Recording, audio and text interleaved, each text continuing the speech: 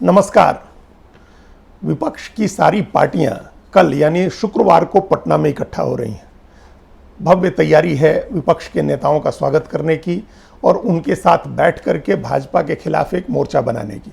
नीतीश कुमार ने इसके लिए बड़ी मेहनत की है। उन्होंने पूरे देश का भ्रमण किया है, तमाम नेताओं से मिले हैं, जाकर के उनको निजी तौर पर उन्होंने न्योता दिया है और तमाम बड़े नेताओं ने उनका न्योता स्वीकार भी कर लिया है। लगभग सारे बड़े नेता पटना पहुंच रहे हैं। कांग्रेस पार्टी की तरफ से, जिसकी वजह से जो ये बैठक 12 जून को होने वाली थी उसे टाल करके 23 जून किया गया, वो दोनों बड़े नेता मल्लिकार्जुन खड़गे और राहुल गांधी भी पटना आ रहे हैं। यानी कांग्रेस के दोनों शीर्ष नेता, सर्वोच्च नेता राहुल गांधी और पार्टी के राष्ट्रीय अध्यक्ष दोनों इस विपक्षी एकता बनाने वाली बैठक में शामिल होने के लिए पटना आ रहे हैं। इसके अलावा तमाम क्षेत्रीय पार्टियों के नेता पटना पहुंचेंगे, कम्युनिस्ट पार्टियों के नेता पटना पहुंचेंगे और कोई 1.5 दर्जन पार्टियों के बड़े नेताओं की एक बैठक होगी। अब इतने नेता जब एक साथ बैठेंगे तो जाहिर है कि कोई बहुत बारीक बात नहीं होगी। मतलब चुनाव तैयारियां या उसकी बारीकियां, सीटों के बंटवारे, इन सब चीज़ों पर चर्चा नहीं होगी। इस बात पर स्पष्ट हो जाना चाहिए है। यह बैठक मोटे तौर पर एक आउटलाइन तय करने के लिए हो रही है, एक रूपरेखा बनाने के लिए हो रही है कि विपक्ष के गठबंधन का स्वरूप क्या होगा, विपक्षी पार्टियां किस तरह से एकजुट होंगी और किस तरह से आगे बढ़ेंगी। इस बैठक में एक आउटलाइन बनाने के साथ, विपक्षी एकता की रूपरेखा बनाने के साथ ये तय हो सकता है कि इसमें कोऑर्डिनेटर की भूमिका कौन निभाएगा या संयोजक समन्वयक जो कहें वो कौन होगा। जो एक कॉमन मिनिमम एजेंडा तय करना है, एक प्रोग्राम बनाना है, वो प्रोग्राम कौन बनाएगा, किसकी अध्यक्षता में उसकी कमेटी होगी, ये सारी चीज़ें तय हो जाएंगी। जो ऐसा अभी कहा जा रहा है, जो शुरुआती जानकारी है उसके मुताबिक ये है कि मोटे तौर पर विपक्ष के नेता ये भी तय करेंगे कि किन किन राज्यों में किस पार्टी के साथ किस तरह का गठबंधन होगा। कितनी सीटें इन लोगों ने आइडेंटिफाई करके रखी हैं और उसकी एक सूचना है 450 के करीब सीटों की, कि इतनी सीटें आइडेंटिफाई की गई हैं कि इन सीटों पर साझा उम्मीदवार उतारा जा सकता है भारतीय जनता पार्टी के खिलाफ। तो ये मोटे तौर पर जो बातें, इनकी तैयारियों से रिलेटेड बातें आई हैं सामने, उनके आधार पर यह कहा जा सकता है। हालांकि ज़्यादातर बातें गोपनीय रखी गई हैं और गोपनीयता बरतने का कितना ध्यान रखा गया है कि खुद मुख्यमंत्री नीतीश कुमार ने ये बात कही पिछले दिनों, जब उन्होंने जीतन राम मांझी के बेटे संतोष सुमन को सरकार से हटाया और एक नए मंत्री उनकी जगह रत्नेश सदा को शपथ दिलाई। उस मौके पर उन्होंने कहा कि जीतन राम मांझी अगर होते तो वो हो सकता है जासूसी करते बीजेपी की और बैठक की बातें बाहर पहुंचाते, लीक करते, दूसरे लोगों को बताते, खासतौर से बीजेपी को। तो बीजेपी को रणनीति पता न चले, इसके लिए इतनी गोपनीयता बरती जा रही है। तो जाहिर है बहुत सारी बातें मीडिया को भी पता नहीं है, लेकिन अभी जो पता है या जो अपनी समझदारी से जो बात समझ में आ रही है अभी तक के अपने राजनीतिक अनुभव के आधार पर, राजनीतिक रिपोर्टिंग और उसको कवर करने के अनुभव के आधार पर जो बात समझ में आ रही है वो ये है कि जब इतनी पार्टियों के तमाम बड़े नेता पहुंचेंगे तो वो निटी ग्रिटी में चर्चा नहीं होगी, बारीकियों पर चर्चा नहीं होगी। एक मोटी रूपरेखा बनेगी, गठबंधन की रूपरेखा बनेगी और आगे का रास्ता तय होगा। ये तय होगा कि किस तरह से आगे बढ़ना है। इतनी बात तो समझ में आ रही है। और फिर एक फोटो ऑप्टिक्स बनेगा, एक फोटो खींची जाएगी तमाम बड़े नेताओं के इकट्ठा होने का, एक उससे जो माहौल बनना है, एक साइकोलॉजिकल अपने अपने कार्यकर्ताओं के लिए, अपने नेताओं का मनोबल बढ़ाने के लिए जो माहौल बनाना है वो बनेगा। और भारतीय जनता पार्टी के ऊपर जो दबाव की राजनीति करनी है, जो उसके ऊपर प्रेशर डालना है, उसका माहौल बनेगा। ये चीज़ें तो तय है कि ये चीज़ें होंगी, लेकिन क्या इतने भर से ये इस गठबंधन की सफलता या भारतीय जनता पार्टी से मुकाबला कर सकने में इसके सक्षम होने का कोई मैसेज बनेगा? ये समझ लेना चाहिए है कि उतने से ये चीज़ें नहीं तय होनी है, क्योंकि भारतीय जनता पार्टी भी, केंद्र सरकार भी और उसकी जो सरकारें हैं वो अपनी तैयारी अलग तरीके से कर रही हैं। उनके पास अपनी कहानियां हैं सुनाने के लिए कि किस तरह से क्या एजेंडा लेकर के उनको चुनाव में जाना है, किस तरह से विपक्ष का गठबंधन अगर बन जाता है तो उसको काउंटर करना है।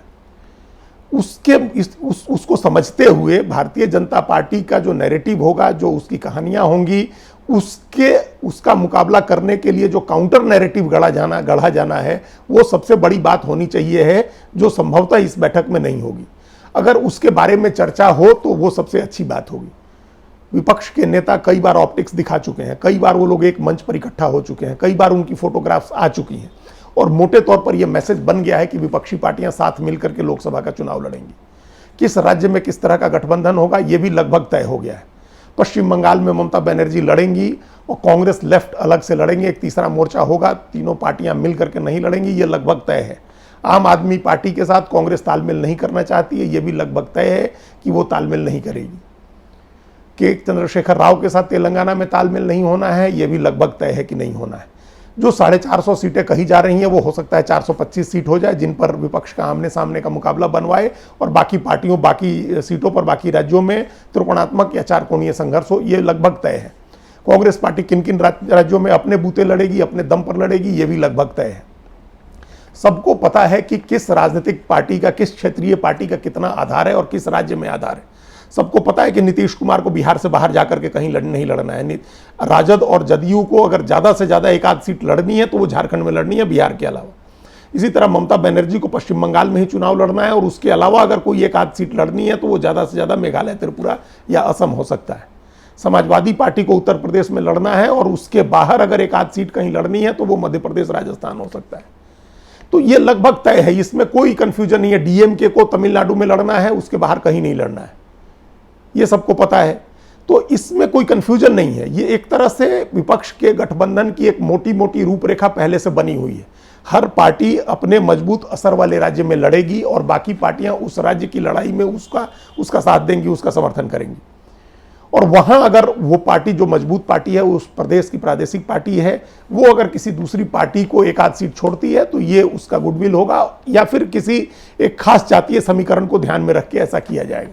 तो ये सब स्पष्ट है कि कहाँ क्या होगा। राजस्थान में, मध्य प्रदेश में, छत्तीसगढ़ में, गुजरात में, इन तमाम राज्यों में, हरियाणा में, हिमाचल प्रदेश में, उत्तराखंड में, ये तमाम ऐसे राज्य हैं जहाँ कांग्रेस पार्टी को अकेले चुनाव लड़ना है, किसी के साथ उसका गठबंधन नहीं होना है। महाराष्ट्र में कांग्रेस, एनसीपी और उद्धव ठाकरे के नेतृत्व वाली जो शिवसेना है, उसको साथ में लड़ना है, ये लगभग तय है। तो ये सारी चीजें मोटे तौर पर तय हैं। अब इसके बाद बारीकियों की चर्चा दूसरी लाइन के नेता करेंगे, और वो प्रदेशों में होगा, वो पटना में बैठ करके या किसी तीसरे न्यूट्रल जगह पर बैठ करके नहीं होना है। और वो काम अभी थोड़े दिन के बाद होगा, वो अभी दूसरे या तीसरे चरण में जब ये बात पहुंचेगी तब होगा। अभी जो काम इस विपक्षी गठबंधन के तमाम नेताओं को करना चाहिए है, या पटना में जिस पर उनका फोकस होना चाहिए है, वो ये है कि आमने सामने की लड़ाई बनवा देने के बाद, एक राजनीतिक डिसीजन कर लेने के बाद कि हम बीजेपी के खिलाफ आमने सामने से लड़ेंगे और ये गठबंधन होगा, उसके बाद क्या करेंगे, उसके बाद क्या है। भाजपा का जो नैरेटिव है, उस नैरेटिव का मुकाबला करने के लिए काउंटर नैरेटिव क्या है, अपोजिशन के पास क्या कहानी है सुनाने के लिए। जिस समय विपक्ष की बैठक हो रही होगी, उस समय प्रधानमंत्री नरेंद्र मोदी अमेरिका में होंगे, और उस दिन यानी 23 जून को प्रधानमंत्री के सम्मान में वहाँ की उपराष्ट्रपति कमला हैरिस और जो स्पीकर हैं उनकी तरफ, जो वहाँ के विदेश मंत्री हैं एंटनी ब्लिंकन की तरफ से एक भोज का आयोजन किया गया है उनके सम्मान में नरेंद्र मोदी के। उसके पहले 22 तारीख की रात को वो अमेरिकन कांग्रेस को संबोधित करने वाले हैं, साझा कांग्रेस को। ये अपने 9 साल के कार्यकाल में दूसरी बार होगा जब प्रधानमंत्री अमेरिकी कांग्रेस के दोनों सदनों की साझा बैठक को संबोधित करेंगे, और उससे पहले राष्ट्रपति भवन में उनके सम्मान में राजकीय भोज का आयोजन होगा। तो ये जो 21, 22, 23 तारीख का कार्यक्रम है जून में अमेरिका में प्रधानमंत्री का, वो एक बड़ा नैरेटिव गढ़ने वाला कार्यक्रम है। प्रधानमंत्री और उनके इर्द गिर्द जो एक विश्व गुरु वाली छवि बनाई गई है उनकी भी और भारत की भी, और भारत को और प्रधानमंत्री को जिस तरह से एकाकार कर दिया गया है, उसके मुकाबले विपक्ष के पास क्या कहानी है सुनाने के लिए। और ये नैरेटिव दिनों दिन और मजबूत होगा।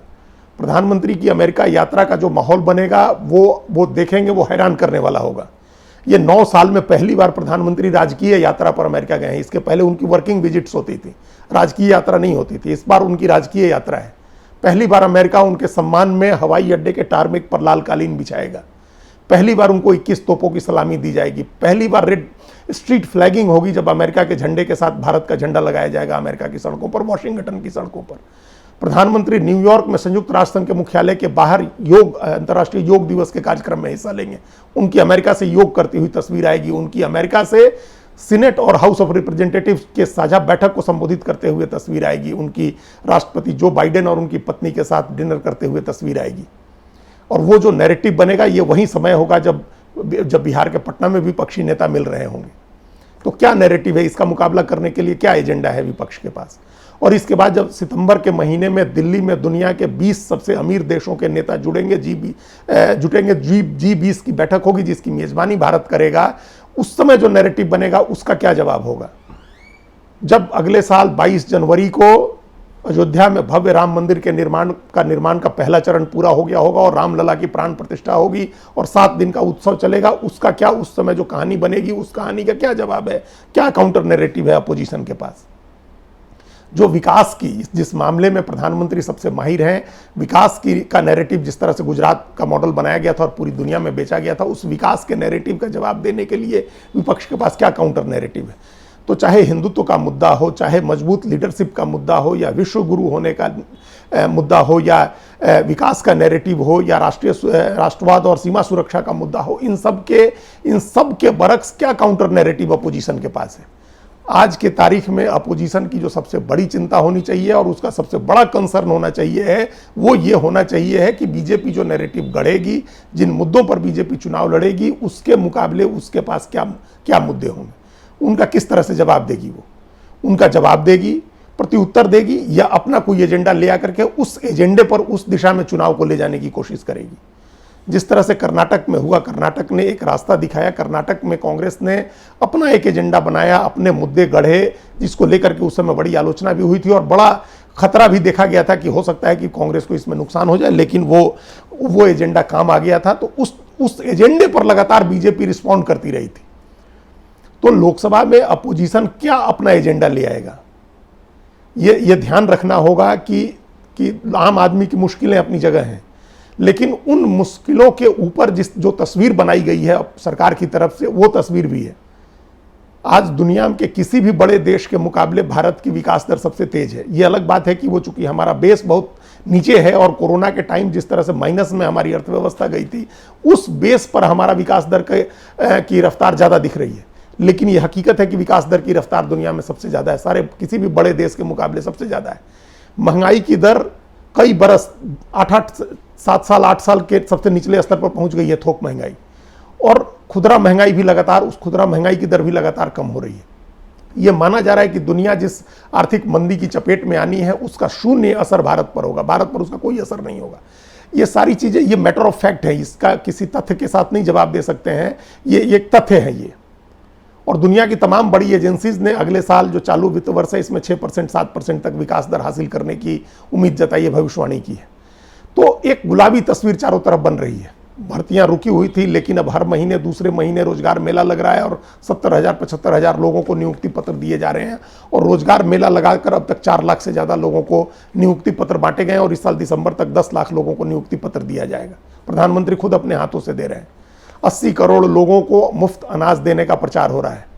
अभी ये खबर है अखबारों की कि आईफोन, जो अमेरिका की कंपनी है एप्पल, उसका जो सबसे दुनिया में सर्वाधिक लोकप्रिय उत्पाद है वो आईफोन है, और वो अब भारत में असेंबल हो रहा है। और भारत से 10,000 करोड़ रुपए के मूल्य का आईफोन निर्यात हुआ है, दूसरे देश को भेजा गया है, भारत में असेंबल किया हुआ आईफोन। भारत में जो विमानन क्षेत्र की कंपनियां हैं वो 500-500 विमान के ऑर्डर एक बार में कर रही हैं, लाखों लाख करोड़ रुपए के विमान के ऑर्डर दिए जा रहे हैं। तो एक तरफ विश्व गुरु का नैरेटिव है कि दुनिया प्रधानमंत्री को सुन रही है, पूछ रही है, उनका स्वागत कर रही है, उनका सम्मान कर रही है। दूसरी तरफ हिंदुत्व का नैरेटिव है कि राम मंदिर बन रहा है, रामलला की प्राण प्रतिष्ठा होनी है। तीसरी तरफ राष्ट्रवाद का मुद्दा है कि ये सब भारतीय जनता पार्टी राष्ट्रवादी, एकमात्र राष्ट्रवादी पार्टी है और बाकी जो सारी पार्टियां हैं वो देश विरोधी पार्टी हैं। एक करप्शन का और परिवारवाद का मुद्दा है, ये जो सबसे प्रिय मुद्दा है प्रधानमंत्री को। केंद्रीय एजेंसियों की कार्रवाई से भी और मीडिया के जरिए बनाए गए नैरेटिव से भी ये लोगों के मन में ये बात बैठाई गई है कि जितनी प्रादेशिक पार्टियां हैं वो सब भ्रष्ट हैं और परिवारवादी पार्टियां, वहाँ सिर्फ परिवार को आगे बढ़ाया जाता है। और उसके मुकाबले जो बीजेपी का कंट्रास्ट है वो दिखाया जाता है। सीमा सुरक्षा का मामला हो, राष्ट्रवाद का मामला हो, हिंदुत्व का मामला हो, भ्रष्टाचार और परिवारवाद वंशवाद का मामला हो, विश्व गुरु होने का नैरेटिव हो, ये जो बीजेपी का नैरेटिव है, इसके मुकाबले विपक्ष के पास क्या है, इसका जवाब क्या है? विपक्ष इन सब चीज़ों को छोड़ करके और कोई अपना नया एजेंडा ले आएगा और मजबूर करेगा कि भारतीय जनता पार्टी उस एजेंडे पर आकर के जवाब दे। देश में गरीबों की बढ़ती संख्या हो, बढ़ती असमानता हो, ये इस तरह की जो तमाम इस तरह के मुद्दे हैं जो असली रोजमर्रा के जीवन में लोगों की जो समस्याएं हैं, उन समस्याओं को आगे करके और अपोजिशन मजबूर करेगा विपक्ष, भारतीय जनता पार्टी और उसकी केंद्र सरकार को आकर के उस पर जवाब देने के लिए, या उसकी तरफ से जो खड़े किए गए एजेंडे हैं उनके ऊपर जवाब देकर के चुनाव लड़ेगा। विपक्ष के जमावड़े में जो असली चीज होनी चाहिए वो इस पर बात होनी चाहिए। बाकी गठबंधन की रूपरेखा बन गई है। अगर अपोजिशन की पार्टियां इस पर बात करके और अपना एजेंडा तय करती हैं आगे 1 साल के लिए, तो उस तभी उनके आगे बढ़ने की राह स्पष्ट होगी। धन्यवाद।